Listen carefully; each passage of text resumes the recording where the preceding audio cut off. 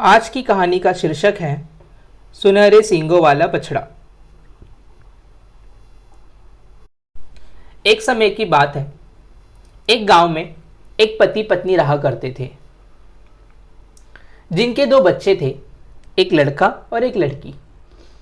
कुछ दिन बाद उस पति की पत्नी मर गई, तो उसने एक दूसरी शादी कर ली। उसकी पत्नी की भी एक बेटी थी। उस बेटी को एक आंखी से दिखाई नहीं देता था। पति एक किसान था और दूसरे शहर में खेत में काम करने जाया करता था।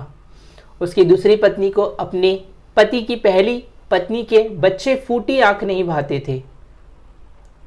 एक दिन उसने डबल रोटी बनाई और उसको पति की पहली पत्नी के बच्चों को देकर पति के पास भेज दिया, पर उसने उनको अपने पति के शहर न भेजकर किसी दूसरे शहर भेज दिया, जो उसके पति के काम करने वाले शहर की दूसरी दिशा में था, ताकि वे हमेशा के लिए खो जाए। बच्चे डबल रोटी लेकर चल दिए। चलते चलते वे एक पहाड़ के पास आए और अपने पिता को पुकारा, पर उनको कोई जवाब नहीं मिला। उनको बस अपनी पुकार की गूंज ही सुनाई दी। वे वाकई खो गए थे।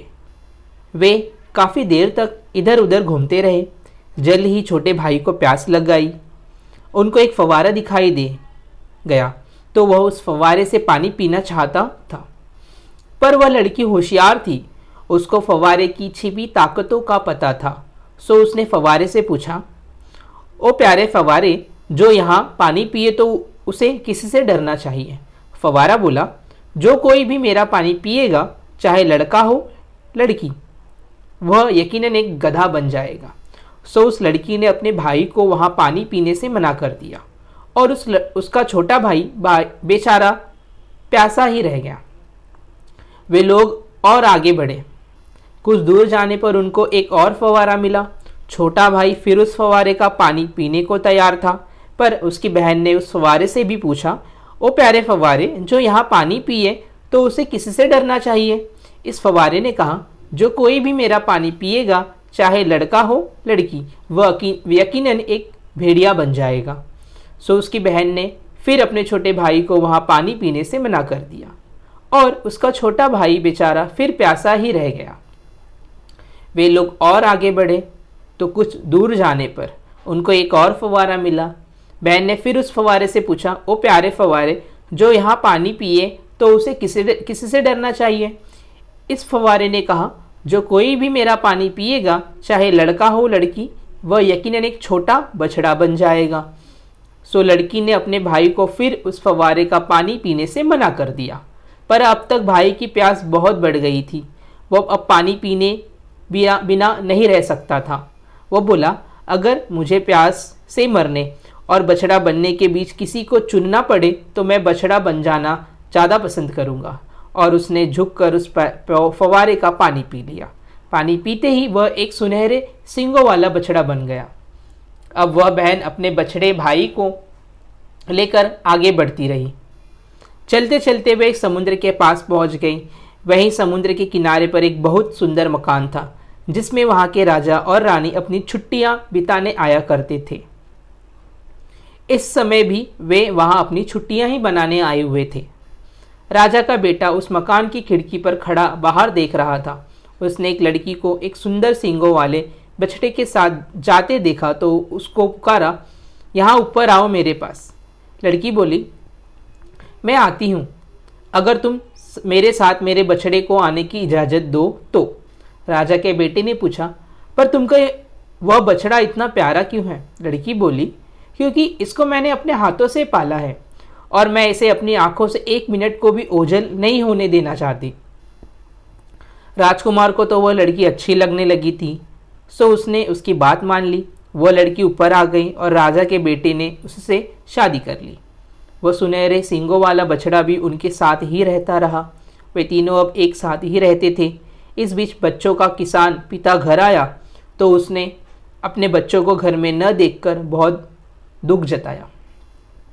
एक दिन अपना दुख भुलाने के लिए वह सौंफ इकट्ठा करने के लिए निकल पड़ा और चलते चलते समुद्र के किनारे उसी जगह पहुंच गया जहां उसको उसकी राजा का मकान दिखाई दे गया, जहां उसकी बेटी रहती थी।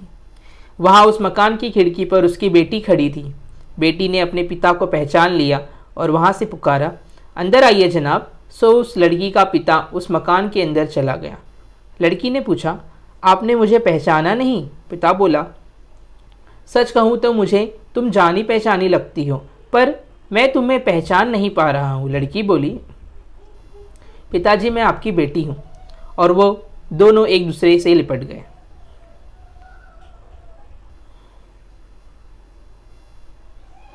फिर उसने अपने पिता को बताया कि वह किस तरह उसका भाई एक बछड़ा बन गया था और किस तरह उसने एक राजा के बेटे से शादी कर ली थी। पिता अपनी बेटी के बारे में जानकर बहुत खुश हुआ, क्योंकि उसने तो यह सोच लिया था कि उसकी बेटी मर गई है, पर वह तो जिंदा थी और उसको तो इतना अच्छा दुल्हा भी मिल गया था। उसको इस बात की भी खुशी थी कि उसका बेटा भी जिंदा था, चाहे वह एक छोटे बछड़े के रूप में ही था। लड़की बोली, पिताजी अब आप अपना सौंफ का थैला यहाँ खाली कर दीजिए, मैं इसको पैसे से भर देती हूँ। पिता बोला, भगवान जानता है कि तुम्हारी सौतेली माँ इसको देखकर कितनी खुशी होगी। बेटे ने कहा,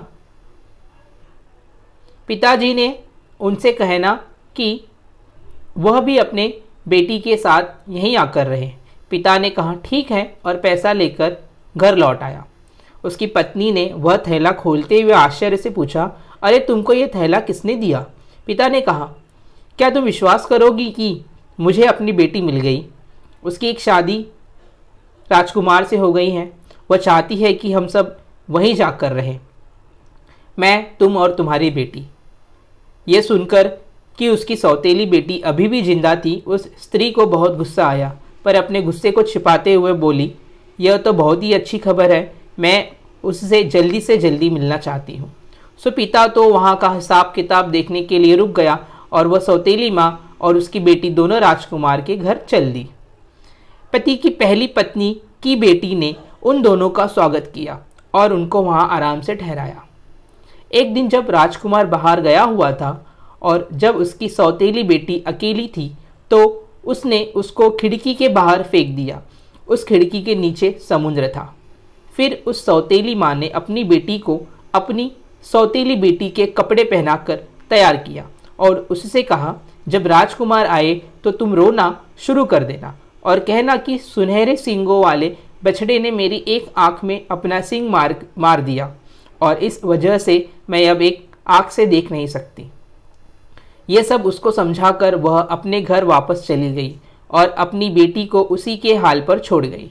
राजकुमार जब घर वापस आया तो उसने अपनी पत्नी को बिस्तर पर लेटे रोते पाया, तो उसने उससे पूछा, अरे तुम रो क्यों रही हो?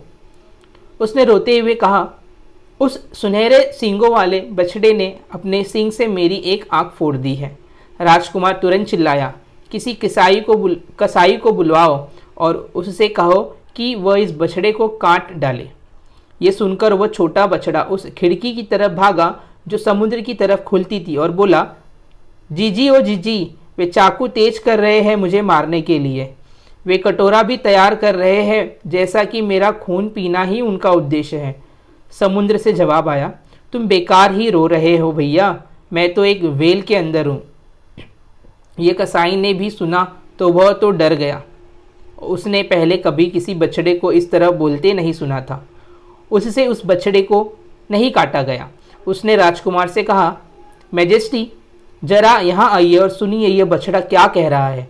राजकुमार वहाँ आया और उसने भी सुना, जीजी ओ जीजी, वे चाकू तेज कर रहे हैं मुझे मारने के लिए। वे कटोरा भी तैयार कर रहे हैं, जैसा कि मेरा खून पीना ही उनका उद्देश्य है।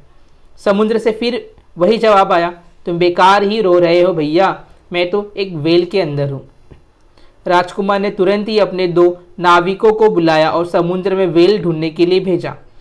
उनको वेल मिल गया तो उन्होंने उसका पेट फाड़कर उस लड़की को सुरक्षित निकाल लिया।